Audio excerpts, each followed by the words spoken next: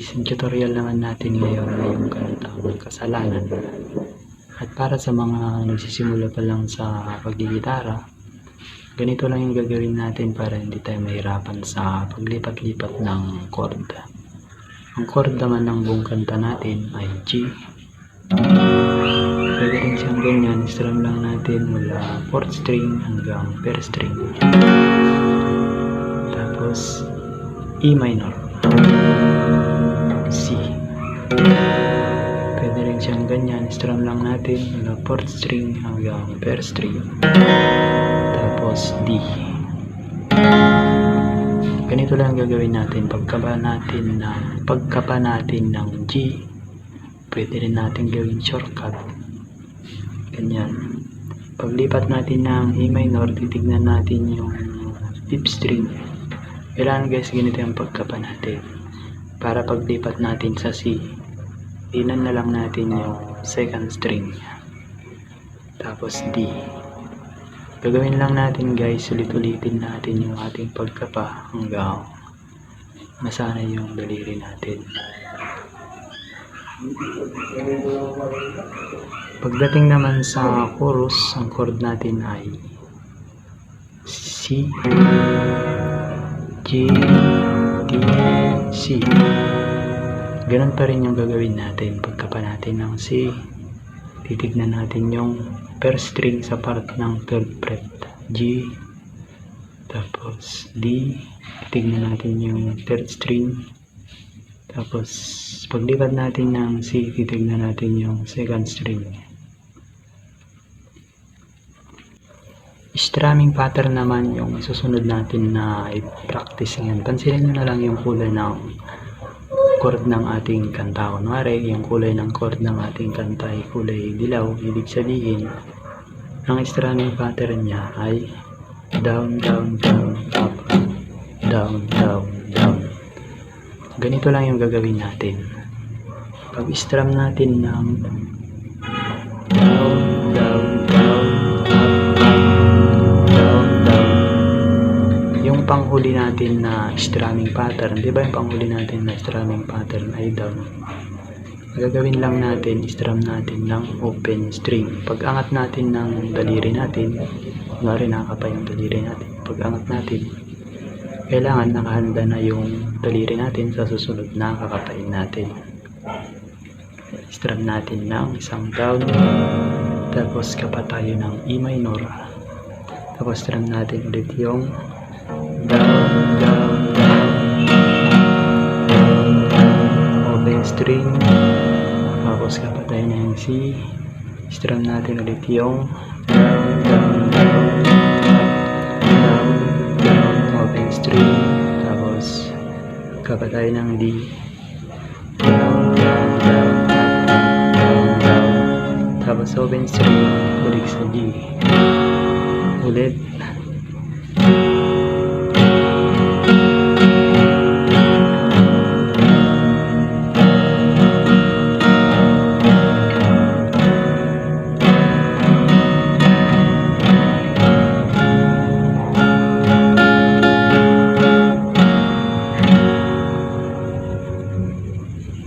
Tapos kapag kulay green naman yung kulay ng chord natin, ibig sabihin 4 na down lang yung i-strum natin. Ganito lang gagawin natin. Ganun pa rin yung gagawin natin. Pag strum natin ng 3 down, 1, 2, 3. Tapos yung pang-4 na strumming pattern natin, yung panghuli, kailan naka-open string lang siya. Tapos lipat sa E minor. 1, 2, 3, open string, tapos 1, 2, 3, open string. Ganun lang gagawin natin. Tapos yung ibang chord natin dyan na kulay green, kunwari meron kayong makita dun na 1 down, ibig sabihin strum lang natin ng isang down. Kunwari yung chord natin na C, tapos may 1 down na nakalagay, ibig sabihin strum lang natin ng isang down. Tapos sa G naman, isang down. Ang isusunod naman natin ngayon na practice guys, yung kumakanta tayo habang nag-i-strum. Kaya pwede niya akong sabayan para makuha natin yung strumming pattern natin.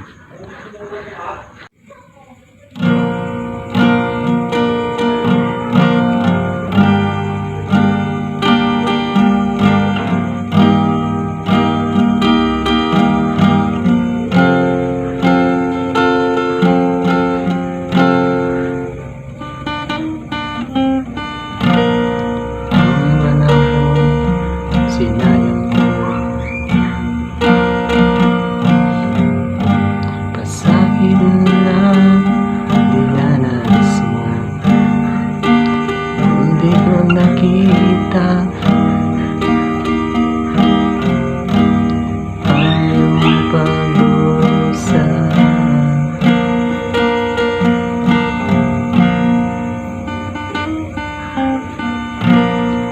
Di kaya na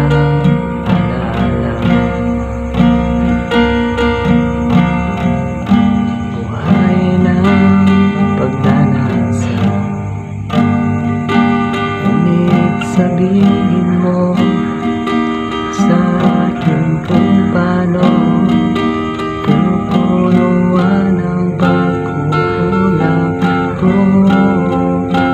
O pag-ibig ko'y mo'y nagbabigyan upang mabawi ang mga kasalanan.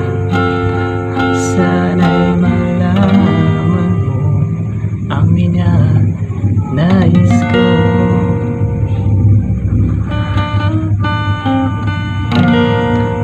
Pangarap na sinira ko,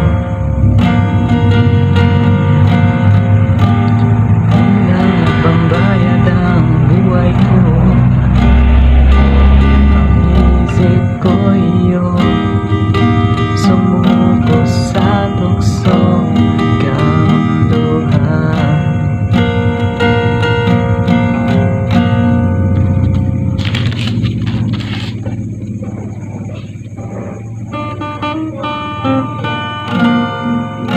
kaya naging isang hangal.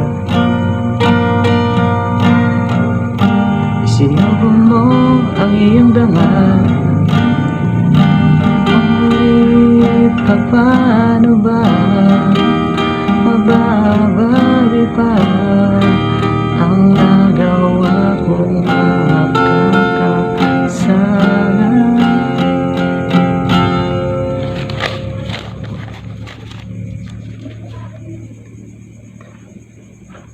Pag-ibig ko muli mong babigyan upang mabawi ang mga kasalanan. Sana'y malaman mo ang nais ko.